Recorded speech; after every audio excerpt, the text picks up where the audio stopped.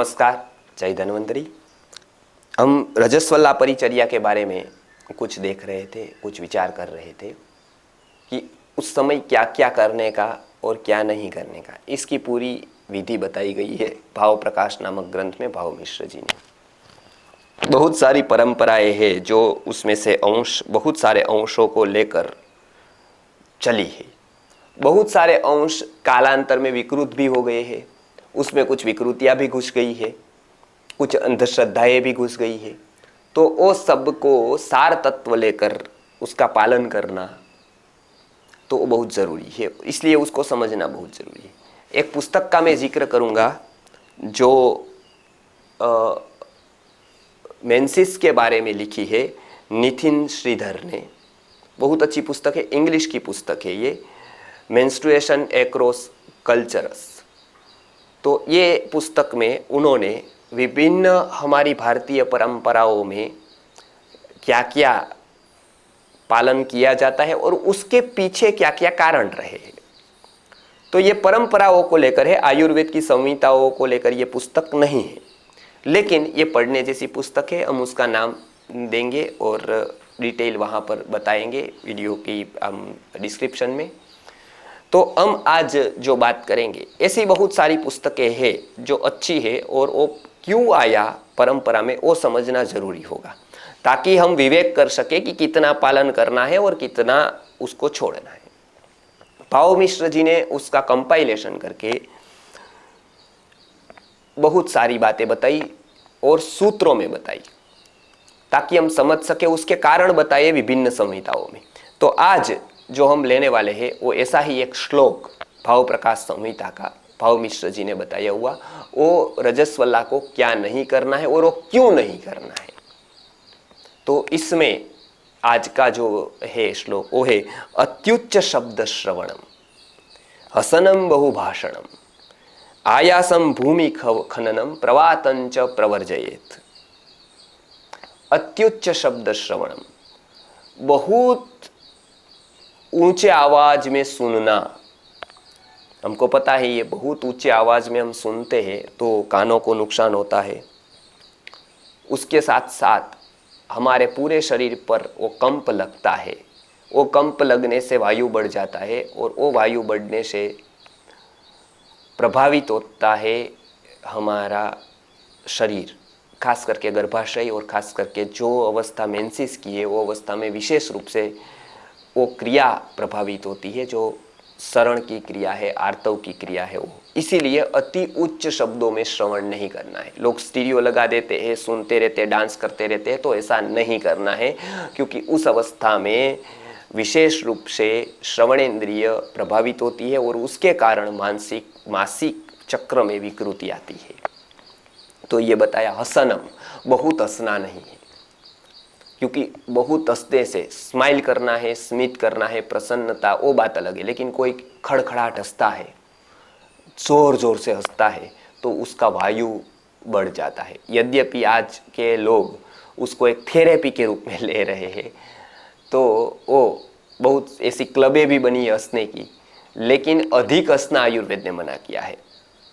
वो एक प्रसन्न चित्त से हंसना वो स्वाभाविक होता है, और वो विकृति से वो हंसना होता है, हा हा हा हा हा करते हैं। तो और हम सीरियल में देखते हैं, बच्चे को भी पूछेंगे कि ये राक्षसों की हंसन ऐसी होती है। तो बहुत जोर से हंसने के कारण वात बढ़ता है, फिर वात से रुक्षता बढ़ती है, फिर रुक्षता के कारण पूरा शरीर प्रभावित होता है, और जो मासिक चक्र साइकिल है, आर्तव स्राव है, वो प्रभावित होता है, विकृत होता है। इसके लिए हसनम नहीं करना है। उसी के कारण बहुभाषणम, हम भाषण करते रहेंगे तो भी वात बढ़ेगा। और दूसरा कारण ये भी वाक क्षयात वीर्य क्षयो बलियान, हम जो वीर्य क्षय या रजस क्षय होता है तो उसमें शक्ति का क्षरण हो जाता है, वो हमको पता है।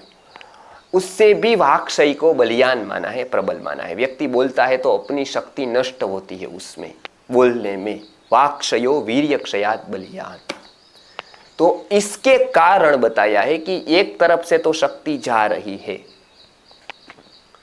जब एक तरफ कोई ज्यादा खर्चा होता है तो हम क्या करते हैं, दूसरी तरफ से पैसों को बचाते हैं, अनेक जगह से बचत करते हैं, सेविंग करते हैं, उसी तरह से एक जगह से शक्ति जा रही है, स्राव हो रहा है, शक्ति जा रही है,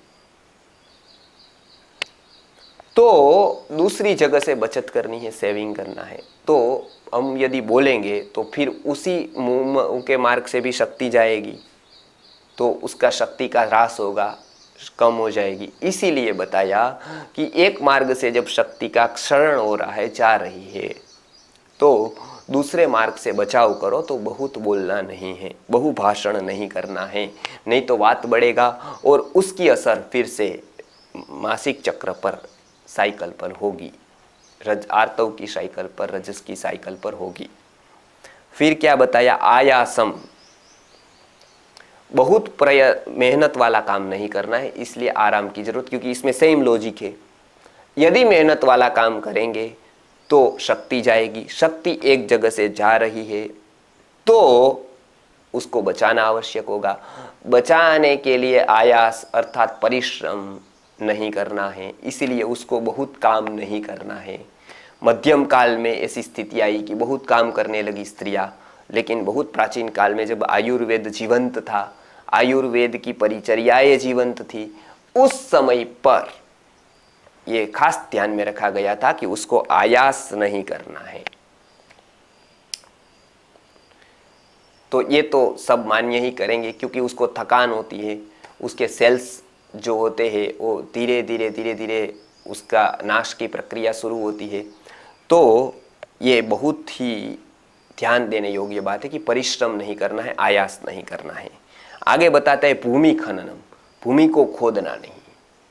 एक बात तो है कि वो गड्ढा करे तो वो परिश्रम का काम है, इसीलिए मना किया।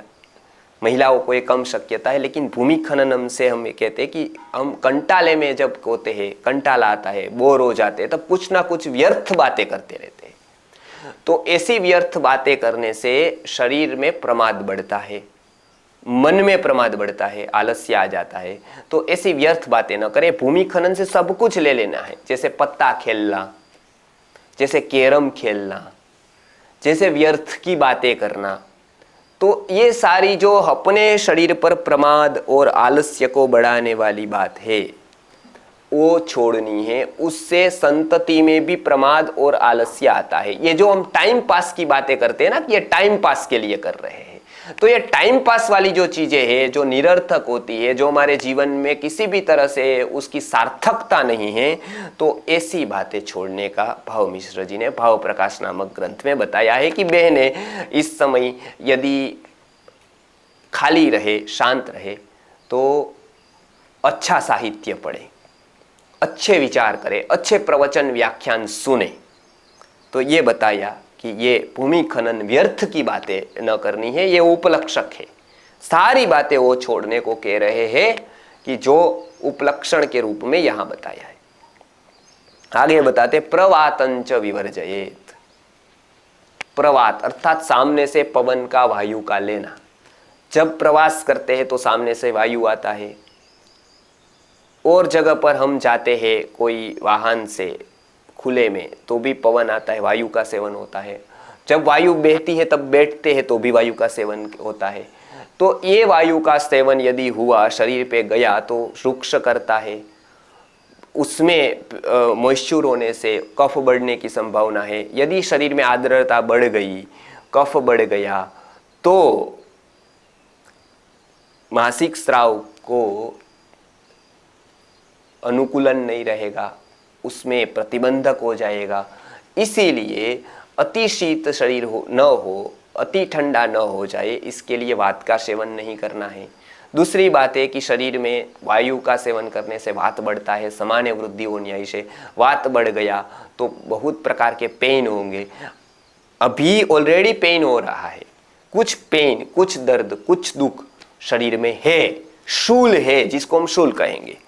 तो ये शूल तो है ही, और आयुर्वेद की दृष्टि से न वातेन विना शूलम, वात का सेवन करने से शूल बढ़ता है, शूल वात के बिना नहीं हो सकता है। तो इसलिए शूल होने से वात ऑलरेडी बढ़ा है और उसका सेवन करने से फिर से वात बढ़ेगा तो विकृति होगी।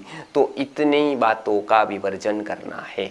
रजस्वला परिचर्या में बहुत सोच समझ कर विचार कर सूक्ष्मता से इसका निरूपण भाव प्रकाश नामक ग्रंथ में किया गया है। तो इतना विवर्जन करके ये परिचर्या को 3 दिन तक, यदि मेंसिस 3 दिन तक आता है तो 3 दिन तक, 4 दिन तक आता है तो 4 दिन तक ये करनी है। ज़्यादा दिन आता है तो चिकित्सा करनी है ताकि ये 4 दिन तक मैक्सिमम आए। उससे जब ज़्यादा दिन आता है तो एक प्रकार की विकृति मानी जाती है, तो वो फिर चिकित्सा करनी है। तो ये 3 या 4 दिन का जो सामान्य समय बताया है, उस समय तक की ये परिचर्या 4 दिन की करेंगे तो जीवन में बाकी के दिनों में एक नया उत्साह, एक हल्कापन, एक स्फूर्ति, एक प्रसन्नता का अनुभव होगा। नमस्कार, जय धन्वंतरि।